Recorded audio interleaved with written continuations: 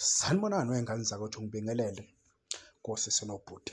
Hheyi, nakhu bafethu umbuzo khona lapha ukuthi njengoba nazi ukuthi i-Pirate maningi ama-chance ukuthi bemdedele umfana omdala ngoSaling lapha.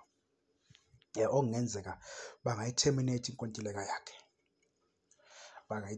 inkontileka yakhe njengoba izofika nje kuJuni, ngoba ibuke ukuthi i-Pirate iyasayina impela, ayidlali. So umbuzo khona lapha y'ngane zakwethu, njengoba nazi ukuthi phambili siyaxega thina singamakhosi and sixega nje asinawo abadlali abadlala njengaye uSaling kwi-Chiefs, kwi-winger kakhulukazi, ukwaziyo ukuthatha ama-defender, akwazi ukukhatha in akhahlela. Asinabo labo badlali. Ngicabanga ukuthi kwa-right midfield ila esingenayo khona lo mdlalo ofana noSaling. Kwa-left uLelep uyakwazi ukukhatha akhahlele, yabo. So ngicabanga ukuthi makungenzeka i-Pirate imdedele lo mfana, imkhulule ngamanye amazwi, bekungayicebo elihle nje ukuthi i-management ye-Kaizer Chiefs imthathe uSaling.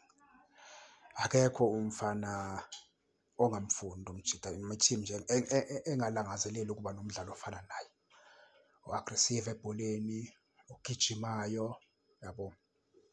So nje bekungaba umqondo omuhle ngane zakwethu ukuthi uSaling sibe naye kule season ezoqala nje, njengoba sizoya lapha e-Afrika sodlala i-Confederation. So abadlali abafana naye kakhulukazi bayadingeka bafowethu, bayadingeka kakhulu. Kuyisifiso, kungaba umphumela omuhle kakhulu bafethu masingathola lo mjida lona.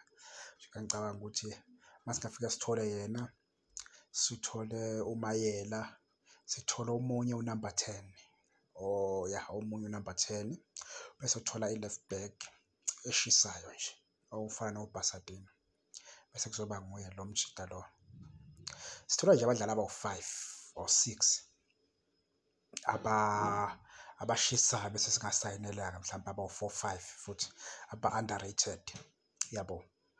Mara lona angeke aba-underrated, lo uzobe high profile umjida siyamazi, uyashisa. Masingamthola kungaba indaba nje esihle kakhulu ingane zakwethu, njengoba ukudlala kwi-Pirate senesikhathi agcina. Ngicabanga ukuthi even noma kuthiwa ibhakani iyamdayisa angeke asadura, useyoshibha, maybe nange-1 million bangamdedela ngoba usehlala isizini yonke engadlali, so i-value yakhe isiyehlile, yabo. Ngicabanga ukuthi i-Kaizer Chiefs ayibe i-requester i-transfer yalo mjida, simthole.